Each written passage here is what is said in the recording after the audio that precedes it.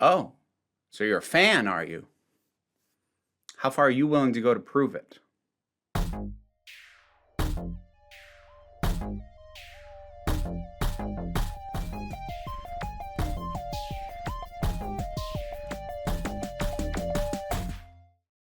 Hey folks, at the time that I expect I'll be releasing this happened a couple of weeks ago. But Danny Mata put out a video that got me thinking. He put out a video responding to the stuff that went on with the Avatar: The Last Airbender movie, which was some time ago supposed to be released theatrically. It was then changed to be released direct to streaming on Paramount Plus, and it somehow got leaked in its entirety. And he had a lot of things to say about a fair amount of it, but the part of it I found myself thinking about, because by and large, I agree with a lot of what he said. But there was one part that he said that I don't think he's wrong, but it just got me thinking. And it was this.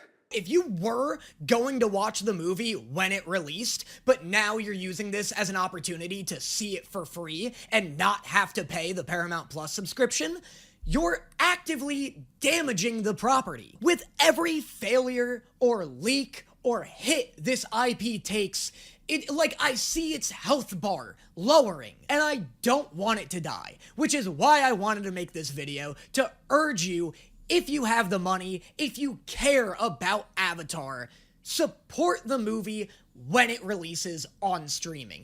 Fans of Avatar: The Last Airbender have to support what comes out for the franchise, because if they don't, then they'll stop getting anything. Is that actually true? Potentially, for Avatar, at least. Avatar, not that Avatar, the other Avatar. Actually, maybe also what I'm about to say is true of that Avatar as well. Maybe you'll understand once I get to where I'm going. The thing is, the question of, are fans obligated to, take part in, support, purchase everything? That's been an argument in fan circles for a while. And I know that as much as the discourse loves clean-cut answers, that it's always the same thing, in this case, I think it very, very much depends. Now, understand, when I say fans are obligated, I don't mean like actually, truly, morally. And also, especially, not if you can't afford it. Like, I do simultaneously hold true with Stephanie Sterling's assertion that you cannot steal from a corporation. It's called reclamation. It's why I have no moral objection to piracy, even though I don't do it myself. But at the same time, I cannot deny Danny Mata's point. And I think people are mistaking this take as sympathy for Paramount. It's not. It's sympathy for the people who worked on the show and want to continue making Avatar projects. Oh, well, pirating the film and not supporting it on Paramount Plus isn't hurting the artists. They're not gonna get paid more if I support the official release.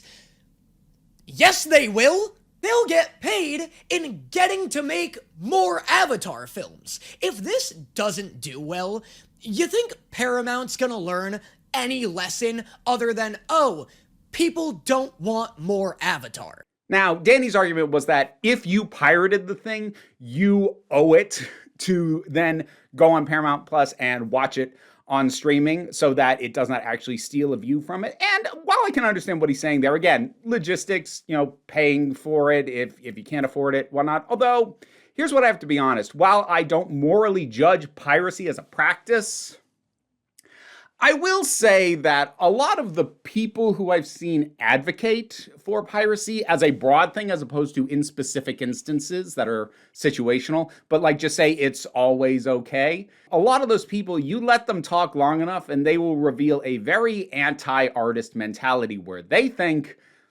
people who make art should be grateful that they just got to make it and shouldn't get more work, shouldn't get paid, basically deserve no recognition and are owed nothing.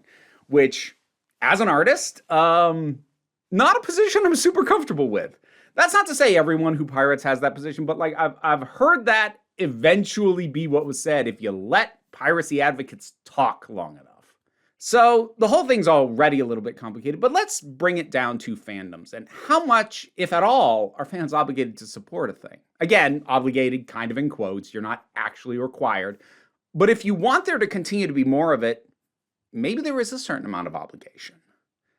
If you think there should be more Avatar The Last Bender, particularly animated Avatar The Last Airbender, finding a way to support that movie however you're able to is how you can do your part to ensure that there will be more of that. Avatar The Last Airbender in specific, it kind of had a rough run. Like the live action, the first season at least, did pretty well. I have my doubts about the second season. I think it's going to drop off pretty hard in the second season. But look, we'll see. Obviously, the first live action movie, absolute disaster. They've had some games come out, some of which apparently are even kind of good, but they're also very clearly cheaply made. So people look at them, go, that looks like trash, and they don't play it. It seems like the only real big spin-off-y kind of success that they've had was with the Magic the Gathering crossover, which is nice, except Magic the Gathering has also been crossing over with everything, so they're not special for that. I do understand, and even don't necessarily disagree with, if you want there to be more of this, you kind of have to support it. Like, this is not a new mentality. I've seen it before. Like, I'm old enough and have been around comic book fans for long enough. Like, if you know any comic book fans over the age of 40, odds are you know at least a few who are people who have a favorite character, maybe not their top favorite, but one of their favorites, who is a little bit more obscure. When it comes to Marvel, maybe their favorite character isn't Spider-Man or Captain America. Maybe it's Cloak and Dagger. Or if they like DC, maybe their favorite superhero isn't Batman or Superman. Maybe it's Firestorm. And if you have a fandom of that specific kind of thing, that smaller niche character, I've seen a lot of people who will go out of their way whenever those characters are granted solo series. They will go out of their way to buy it, even if they think it's not good, and continue to buy it, even if it's kind of bad, because they don't want that character to be shuffled off into the background or pointlessly killed and treated as fodder in some crossover event or whatnot. I didn't choose the example of Firestorm idly. There is an aspect and an element of this. If the thing that you love is niche and it doesn't get the support, it might flat out go away. Now, it kind of depends on whether or not you actually want more of it. If you're satisfied with the amount you've got, fine. And I'm sure there's some people out there going, okay, but if it's currently bad, if you're supporting it, you're incentivizing them to keep doing it badly. I think a lot of DC fans in particular kind of had that personal crisis when the New 52 happened, and some of their favorite more obscure characters got solo books that weren't good because almost none of the New 52 was good. That can be a problem. But the thing is, we are talking about a different set of circumstances. If we're talking about Avatar The Last Airbender, which is beloved but niche, or small niche characters like Firestorm, and something like Star Wars. Because while I can say there is an argument to be made about whether or not fans who want there to continue to be more have some obligation, or at least should be incentivized to support even something that they think isn't the best version of it if they want there to still be more with these smaller niche things. When it comes to something bigger, something that is not going to go away regardless, that's no longer true. I did a video years ago talking about the fact that the biggest franchises will never be allowed to die. They just won't. So when it comes to something like the MCU, Star Wars, Star Trek even, Doctor Who is debatable. I feel like that one rides the line. But some of these other big mainstay, like everyone has heard of this, even if they don't watch it, sort of things, they're never going to go away. They're too big, there's too much money sunk into them, and there's too much potential still to be milked out of them. And they know, they being the corporate heads, know what the high end on these things look like. So they won't ever let it go.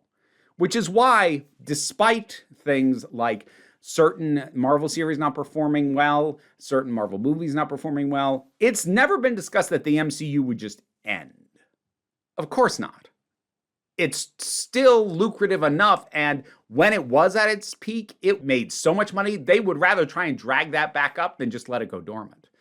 And I say that even as Disney has had about 1,000 layoffs, and a lot of them on the Marvel side of things. I debated whether or not to do a separate video on that. Ultimately, I decided not to. it is a bit of a complicated situation because on the one hand, it sucks. It sucks that anybody is getting laid off. Like they laid off entire departments in some case, which just absolutely sucks. But at the same time, I can't deny the reality of what they are citing, which is we ramped up this stuff a lot when we were early in the Disney Plus launch because we were putting so much focus on new stuff for the Disney Plus platform. But now that we actually understand what kind of returns we're getting versus what we're spending on it, we are now realizing we overspent on what we were doing, which means we shouldn't be spending as much as we did, which means there are cuts that need to happen. Now, should the cuts come at the top? Should like a CEO just get, half of the pay they normally get? Should like some of the VPs just get 60% of their normal annual salary and still be allowed to get their bonuses or whatever? Yeah, that's a much better solution than laying people off. But I also can't deny that it does make sense that they were overspending versus what they were getting back. But again, even with that in play, Marvel isn't going to be allowed to just die. Even if, say, Avengers Doomsday tanks, and who knows, like I have very few expectations of that movie at this point as a piece of art. I'm going to put art in quotes on that just because everything I see about this, I'm like, oh God, what are we doing? But regardless, it might still do okay financially, but even if it doesn't, even if it barely breaks even, because I can't imagine that it won't at least do that. Like even Justice League managed to break even in theaters. But obviously that's not what they want out of this. Now, even if that happens, I don't see Marvel going away entirely. They'll scale stuff back drastically. They'll figure out ways to do smaller stories like, say, Wonder Man, which is now getting a second season. They'll still find ways to milk this. They've built it too much. Similarly with Star Wars. Stuff like The Acolyte doesn't get a second season. Stuff like Andor gets a very expensive season to wrap up its story. And Star Wars movies have been dead for 7 years, and we're only now just going to get one in theaters again this year. So stuff like that. And I would say Star Trek is in the same boat. Like, if you don't like what's going on with Star Trek at presently, maybe it's best to not watch it because it's not like they're going to kill the franchise. They're more likely to, I think at this point, honestly, try and reboot it again than continue anything with the primary continuity that they have. But I don't feel like talking about Paramount in any more detail, especially regarding Star Trek. But those are cases where you could actually say it's probably not only better for the fans so that they don't burn out on the property for them to not engage with every piece of media, but it actually is probably better for that franchise if you don't engage with what doesn't interest you. So that maybe in a small way you help narrow down what is actually being made, what is money put into it, by indicating what it is that as a fan you would rather have. Now, obviously talking about what fans do or don't like, I will touch very briefly on. This is an aspect that does sadly get weaponized in the freaking culture war by people who are like, boycott this show because it's woke and all this. I understand that that's a factor. I'm not dealing with it today. I'm just talking about ground level fans, not the people who shout into a camera while claiming to be fans. And maybe they were fans of things at one point, but at this point, their position is based on money. And I know some people are going to say that's the case for me too, but I really go out of my way to not lie about my opinion to you. I love Doctor Who. Last couple of seasons even had specific episodes that I adored. Some of my favorites like ever. There was also some hot nonsense. Again, the discourse hates nuance. It loves absolutes. I do not.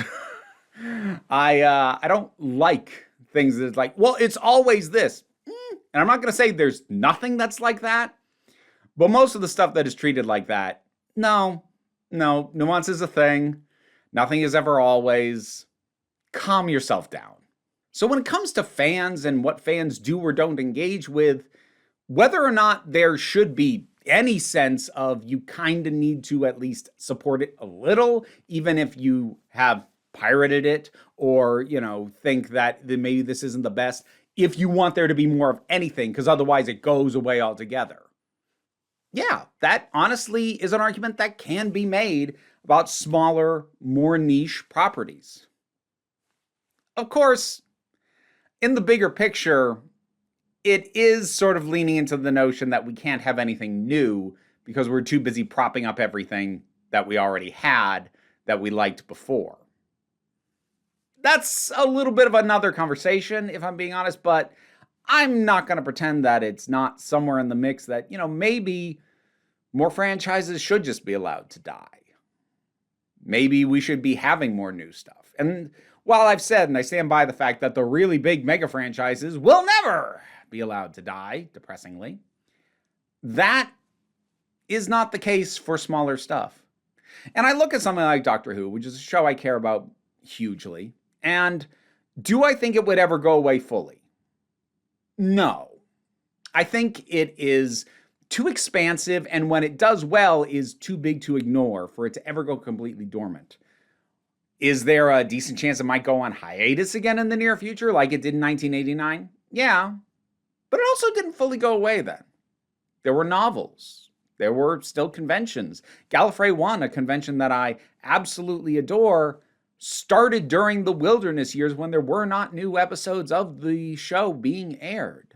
There's Big Finish audio dramas. There's all kinds of stuff that still happens because that's something that the fans can show their appreciation for, and just enough people engaging with it will keep those going because they're much lower cost things to do than the show itself is. So that's another thing. What counts for you? Obviously, a new animated Avatar: The Last Airbender movie could and should have been a big deal, and now it's kind of had the legs taken out from under it for reasons that are not its fault. And I don't know enough about Avatar: The Last Airbender to know if it had a healthy, ancillary media landscape the way Doctor Who does. To hear Danny Mata talk it doesn't really, but I just kind of got to take his word on that, to be honest. But then again, I'm also over here going, wasn't Avatar a completed story?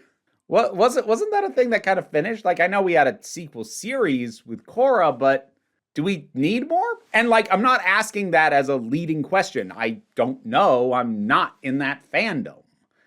But I do think there was a conversation to be had about smaller things, but also maybe figure out how important it is to you that this keep going in any shape or form.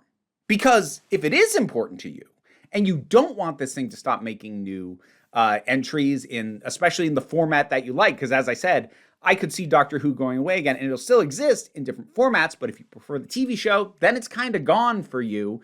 If that's the way you feel about something like that, yeah, maybe take into consideration lending some support for that property in the medium that you want to experience it in, even if you've already seen it pirated, even if you're a little antsy about whether or not it'll be good, if you want to get more of it. But that's if. Because you can be a fan of something, but also think, I don't need new entries in this right now.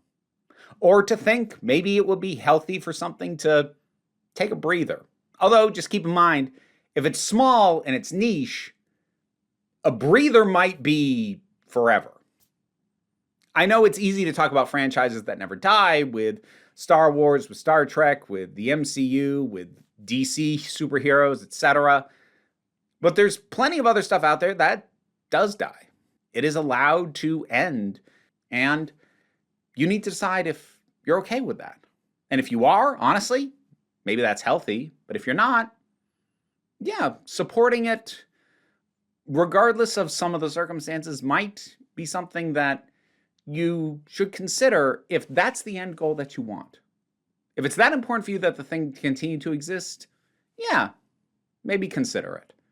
Now again, as Danny himself pointed out, this is not advocating for buying literally everything. Do what you can afford to do in terms of support. But I just found myself thinking about it.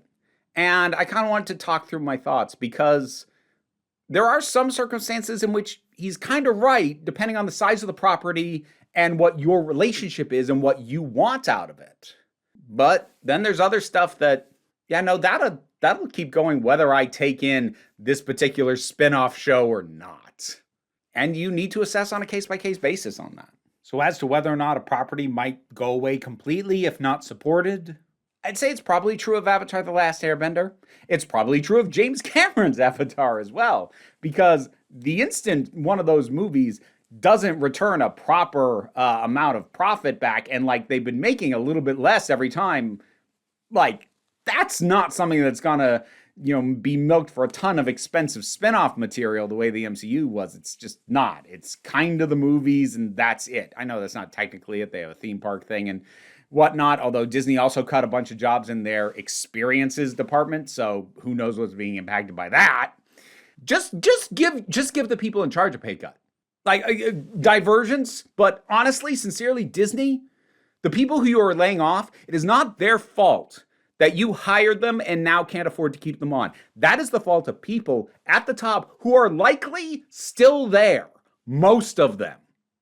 Cut their pay. Incentivize them to do their job better, because they are going to be completely unaffected by you firing 1,000 people under them. Sorry, I'm realizing I'm actually angrier about that than I thought I was. Normalize the practice of either firing or at the very least docking the pay of the executive class as opposed to laying off the ground level people. I'm not saying you can never lay anybody off. Sometimes you have to. I'm not saying that you should never be allowed to do it, but cuts should start at the top. Always. Because that means the people who made the bad decisions are the ones who suffer consequences first. I don't think that's too much to ask. I know it'll never happen, but it should not be that hard. Anyways, that's sort of some of my thoughts on fandom in regards to smaller niche products, also in regards to bigger things, and also a little bit of anti-corporate rant as a treat. I haven't gone off on one of those in a while. I suppose the closest I've come has been my anti-AI rants, and that's not really an anti-corporatism rant. It's an anti-tech bro rant, which is adjacent, I suppose. Anyway, why don't we wrap this up? Thank you very much for joining me for this. What are your thoughts on any of this? Whatever they are, drop something down in the comments. Let's talk about it. Patreon pays the bills and enables me to do this as my living. Also would have gotten you access to this video early. And you also get other perks as well. At $2 a month or more, you get access to the Council of Geeks Discord, which has a ton of really lovely people on it. I really am happy with the community that we have been building for years now. I am actually starting to explore doing a certain amount of Patreon exclusive content, and we'll see where that goes, but I'm putting together a project of doing short little pieces on my top 100 rated movies off my Letterboxd account. So it's not even necessarily my personal favorite 100. I just pulled that list and I'm like, I could talk about these. So consider supporting me right there on Patreon or as a YouTube member. But even if you either don't want to or can't afford to do that, like, share, subscribe also help, but don't worry all that much about it. What I really want you to remember is that you are beautiful, you are valid, and you are loved. You're the council, I'm just running the meetings, and until next time, this council is adjourned. And now to thank my highest supporting patrons: Robin Moore, Jared Boyce, Zubin Lutfula, Auntie Kate 808, Mira G, Angry Casperl, Dave Hall, Snark Shark, Oliver B, Mystic Shadow, Sean Miller, Welsh Wrestling Geeks, Melissa Pedersen, Becky Sparks, Twylord, Tracy Scrabbit, Paul Barabajoggle, Magdalena, and Sir Didymus is my favorite. Additionally, to thank some folks from the lower tiers of support: Lee and Andy, Gavin Hinden, and I Am Orcus. We have some new friends. We have Peppercorn and where'd the other one go? Where'd you go? Coriander has gone behind my head. They are very young and they haven't been integrated with the other rats yet, but soon. Okay, yes. Maybe you weren't quite camera ready.